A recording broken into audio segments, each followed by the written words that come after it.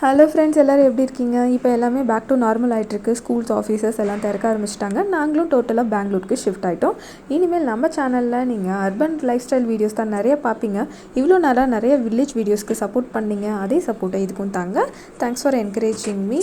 இப்போது நான் நிறைய ஊர்லேருந்து திங்ஸ்லாம் கொண்டு வந்திருக்கேன் அண்ட் சில டிப்ஸும் உங்கள் கூட ஷேர் பண்ணிக்க விரும்புகிறேன்.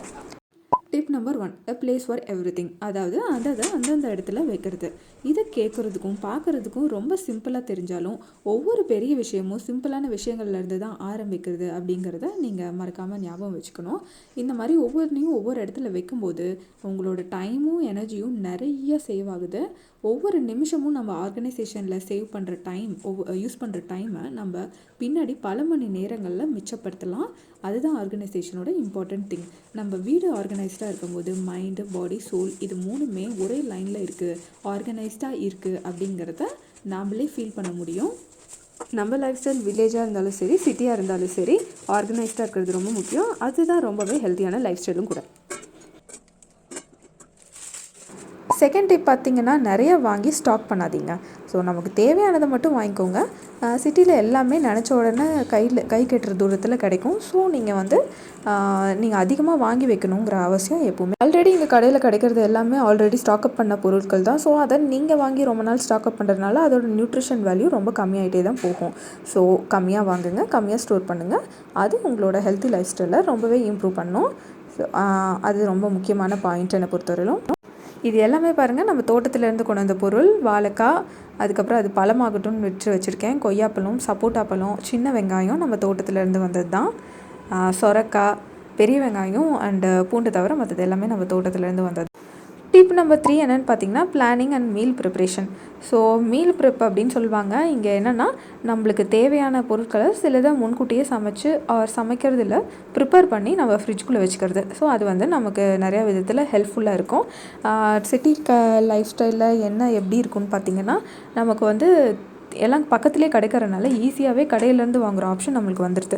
ஸோ அடிக்கடி நம்ம வெளியில் வாங்கி சாப்பிட ஆரம்பிச்சிருவோம். அதை அவாய்ட் பண்ணுறதுக்கு நம்ம ஒரு சில பொருட்களை ப்ரிப்ரேஷன் பண்ணி நம்ம ஃப்ரிட்ஜில் வச்சுட்டோன்னா அப்பப்போ அதை எடுத்து யூஸ் பண்ணிக்கலாம்.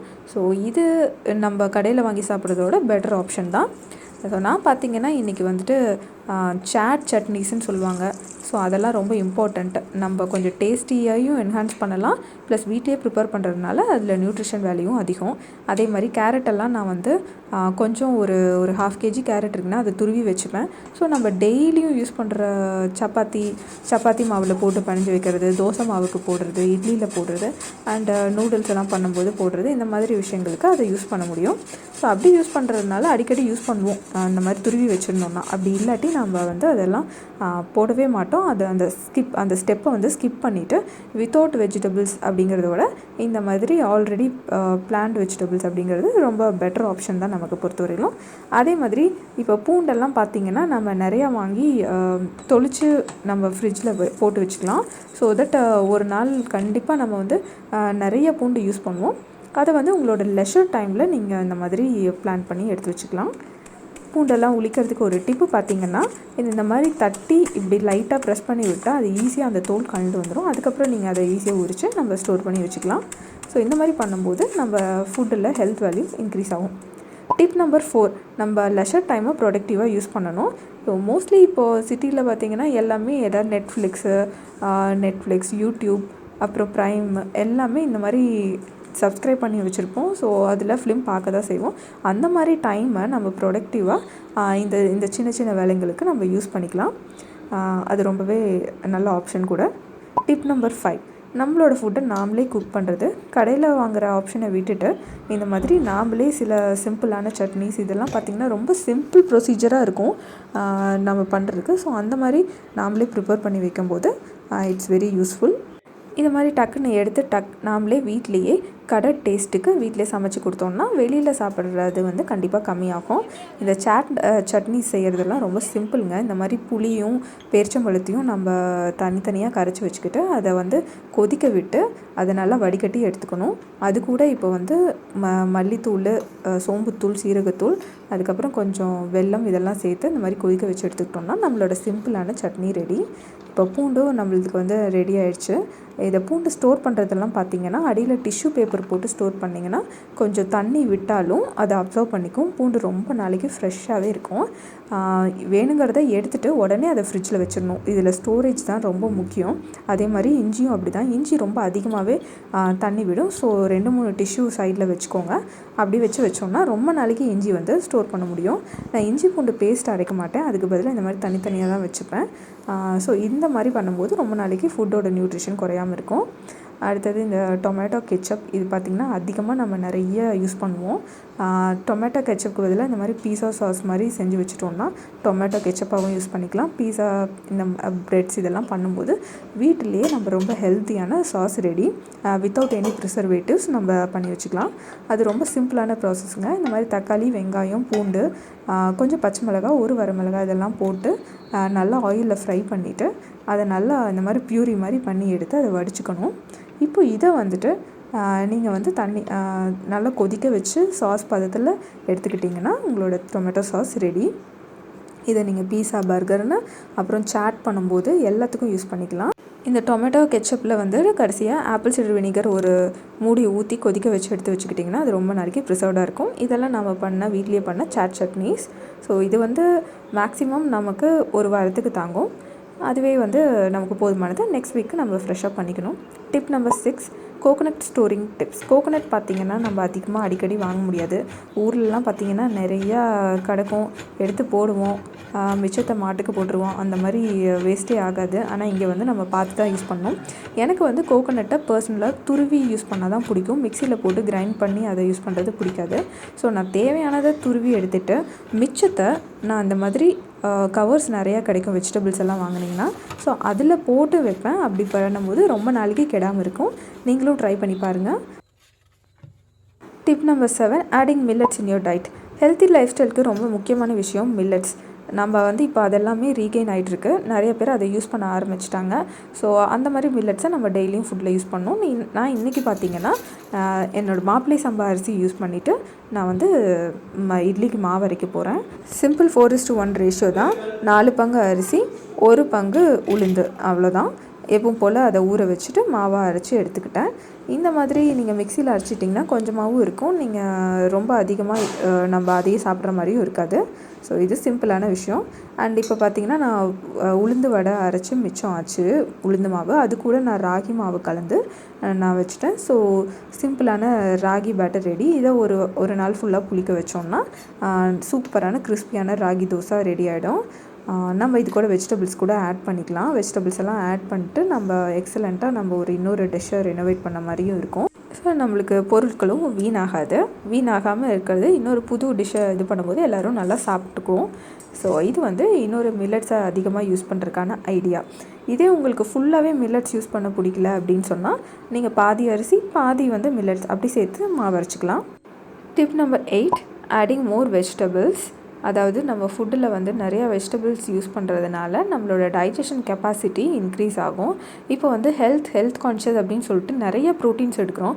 அந்த மாதிரி ப்ரோட்டீன்ஸ் எடுக்கும்போது 5 டைம்ஸ் வந்து நம்ம தண்ணி நிறையா குடிக்கணும். அப்படி இல்லாட்டி ஃப்ரூட் ஜூஸஸ் நிறையா குடிக்கணும். அப்போ தான் அந்த ப்ரோட்டீன் வந்து நம்ம உடம்புல அப்சர்வ் ஆகும்.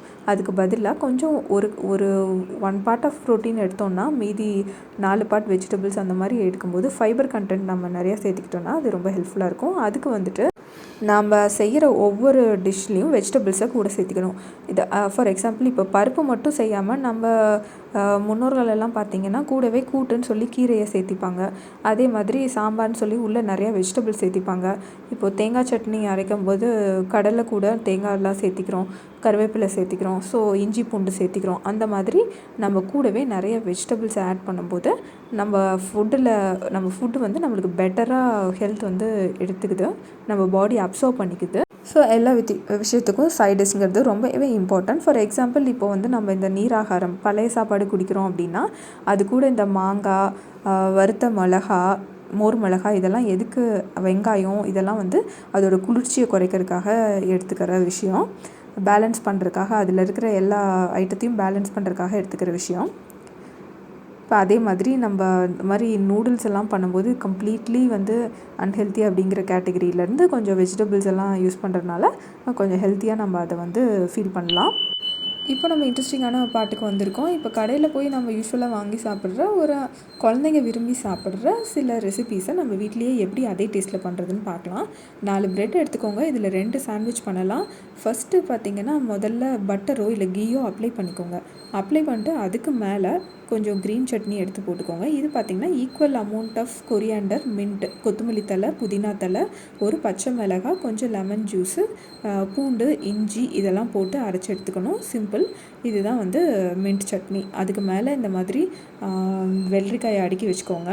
அதுக்கு மேலே வேணும்னா பீஸா சீசனிங் எல்லாம் போட்டுக்கோங்க. ஒரு சீஸ் வச்சுக்கோங்க. இன்னொரு பக்கம் டொமேட்டோ கெச்சப் இல்லாட்டி நம்ம வீட்லேயே ப்ரிப்பேர் பண்ணோம் இல்லையா சாண்ட்விச் சாஸ், பீஸா சாஸ், அதை வந்து போட்டுக்கலாம். அதுக்கப்புறம் மேலெல்லாம் ஃபுல்லாக அப்ளை பண்ணிவிட்டு கீ அப்ளை பண்ணிவிட்டு இந்த மாதிரி ஒரு வெயிட்டை மேலே வச்சுருங்க. ஸோ தட் நம்ம கடையில் வாங்கி சாப்பிட்ற மாதிரி நல்லா பீஸா அந்த ப்ரெட்டு சாண்ட்விச் வந்து ஸ்மாஷ் ஆகி நம்மளுக்கு கிடைக்கும். உள்ளே ஃபுல்லாக எல்லாம் ப்ராப்பராக வெந்திருக்கும்.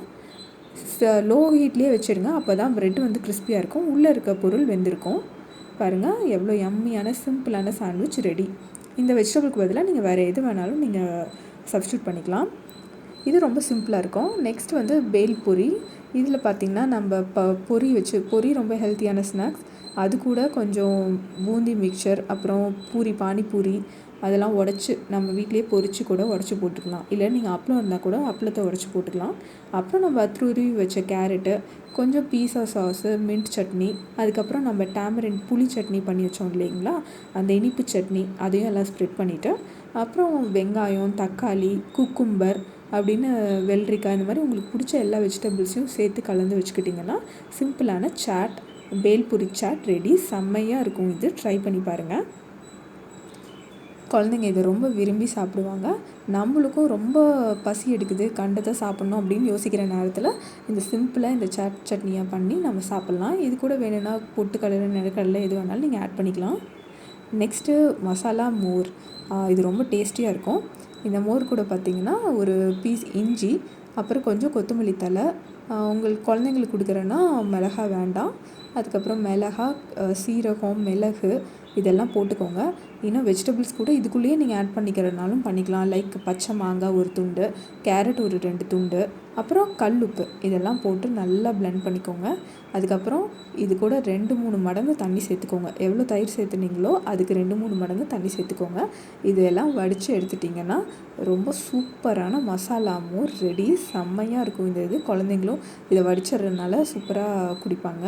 நான் இதுக்கு மேலே கொஞ்சம் வாய்க்கு வர மாதிரி இருந்தால் ரொம்ப பிடிக்கும் அப்படின்னு சொல்லிட்டு கேரட்டையும் பச்சை மாங்காயும் நான் மேலே போட்டுக்கிட்டேன். ரொம்ப சம்மருக்கு ரெஃப்ரெஷிங்கான ட்ரிங்க் இது. வெஜிடபிள்ஸும் நம்ம நிறைய இந்த வகையில் நிறைய ஆட் பண்ணலாம். அடுத்தது இந்த மாதிரி இஞ்சியெல்லாம் துருவி வைக்கிறதுல வந்துட்டு கட் பண்ணி வைக்கிறதுல இன்னொரு பெனிஃபிட் என்னென்னா, டீ போடும்போதெல்லாம் வந்து நம்ம இஞ்சி யூஸ் பண்ணிக்கலாம். சம்டைம்ஸ் நம்மளுக்கு வந்து நம்ம இந்த மாதிரி கட் பண்ணி வைக்கலை அப்படிங்கிறப்போ நம்ம அதை ஸ்கிப் பண்ணிடுவோம். வெறும் ஏலக்காய் தூளை மட்டும் போட்டு டீ போட்டு முடிச்சிடுவோம். இந்த மாதிரி ஜிஞ்சர் டீ குடிக்கிறது இந்த சம்மர் சீசனில் ரொம்பவே இம்பார்ட்டண்ட். அது நம்ம டைஜஷனுக்கு ரொம்ப ஹெல்ப் பண்ணும். அன்லெஸ் நம்ம இந்த மீல் ப்ரிப்பேர் எல்லாம் பண்ணி வைக்கலன்னா அதை கண்டிப்பாக நம்ம பண்ண மாட்டோம். மோஸ்ட் ஆஃப் த டைம் பண்ண மாட்டோம். அண்ட் இது பார்த்திங்கன்னா ஆம்லெட் இந்த மாதிரி துருவி வைக்கிறதுனால இன்னொரு நம்மளுக்கு கிடைக்கிற இது என்னென்னா, ஆம்லெட்டெல்லாம் ஃபுல் ப்ரோட்டீன்ஸ். அது கூட இந்த மாதிரி ஃபைபர் வெஜிடபிள்ஸ் சேரும்போது அது இன்னுமே பெட்டராக நம்ம பாடி அதை அப்சர்வ் பண்ணிக்கும். அடுத்தது பார்த்திங்கன்னா நம்ம ஃபைனல் பார்ட் ஆஃப் அவர் வீடியோவுக்கு வந்துட்டோம். ஒரு செமையான மில்க் ஷேக் ரெசிபி தான். இதுக்கு வந்து நம்ம நிறைய நட்ஸு இது எல்லாத்தையும் வந்து நான் வறுத்து அதை கொஞ்சம் ரொம்ப பொடி இல்லாமல் க்ரன்ச்சியாக பண்ணி நான் அதை ஃப்ரிட்ஜுக்குள்ளே வச்சுருப்பேன். ஸோ மிக்ஸ்டு நட்ஸாக கூட நீங்கள் வச்சுக்கலாம். உங்களுக்கு ஃபேவரட்டான நட்ஸ் வச்சுக்கலாம். ஸோ இதுக்கு என்னென்னு பார்த்தீங்கன்னா ஃப்ரெஷ் ஃப்ரூட்ஸ் எல்லாம் எடுத்துக்கோங்க. இது நம்ம தோட்டத்துலேருந்து நம்ம ஊர்லேருந்து கொண்டு வந்தால் சப்போட்டா ரொம்ப ஸ்வீட்டாக இருக்கும். ஸோ அதனால் நான் இந்த மில்க் ஷேக் கூட இந்த ஸ்மூத்தி, ஆக்சுவலி மில்க் ஷேக் கிடையாது, ஸ்மூத்தி கூட நான் எந்த ஒரு இனிப்பும் ஆட் பண்ணல. ப்ளஸ் இது கூட நான் தயிர் சேர்த்திக்க போகிறேன். உங்களுக்கு வேணும்னா நீங்கள் பால் சேர்த்திக்கலாம். உங்களுக்கு எது ஃபேவரட்டோ, ஸ்மூத்தினா நீங்கள் தயிர் சேர்த்திக்கோங்க, அப்படி இல்லைன்னா பால் சேர்த்திக்கலாம். சேர்த்திட்டு தேவையான கன்சிஸ்டன்சிக்கு பால் எக்ஸ்ட்ரா எதுவும் சேர்க்காமல் ஒன்லி தண்ணி வேணும்னா உங்களோட லூஸ் அந்த கன்சிஸ்டன்சிக்கு தண்ணி சேர்த்து இதை அரைச்சி எடுத்துக்கிட்டிங்கன்னா உங்களோட செம்மையான சிக்கு பனானா மில்க் ஷேக் ரெடி. இது கூட நீங்கள் மேலே பொடி பண்ணி வச்சுருக்க நட்ஸை போடும்போது அது ரொம்பவே செம்மையான நல்ல டேஸ்ட்டை கொடுக்கும். இது ட்ரை பண்ணி பாருங்கள். நட்ஸ் இல்லாட்டி அது ரொம்ப பிளாண்டாக இருக்கும் அந்த மில்க் ஷேக். குழந்தைங்க இதை விரும்பி சாப்பிடுவாங்க. ஒரு விஷயம் உள்ளே எவ்வளோ ஹெல்த்தியாக இருக்கோ அந்த அளவுக்கு வெளியில் இன்ட்ரெஸ்டிங்காக இருக்கும்போது அதோட அட்ராக்டிவ்னஸ் ரொம்பவே கூடும். அது ஆட்டோமேட்டிக்காக எல்லாருமே அக்செப்ட் பண்ணிப்பாங்க. ஸோ அந்த மாதிரி தான் இந்த டெக்கரேஷன்லையும் நம்ம மேலே நட்ஸ் ஆட் பண்ணும்போது அதோட நியூட்ரிஷன் வேல்யூவும் சேர்ந்து இன்க்ரீஸ் ஆகுது. ப்ளஸ் நட்ஸும் ஃப்ரூட்ஸும் சேரும்போது நட்ஸோட டைஜஸ்டிவ் கெப்பாசிட்டியும் இன்க்ரீஸ் ஆகுது. அந்த மாதிரி தான் நம்ம எல்லா விஷயத்தையும் பார்க்கணும். ஸோ தேங்க்ஸ் ஃபார் வாட்சிங் திஸ் வீடியோ. இன்னொரு இன்ட்ரெஸ்டிங் வீடியோவில் உங்களை நான் மீட் பண்ணுறேன்.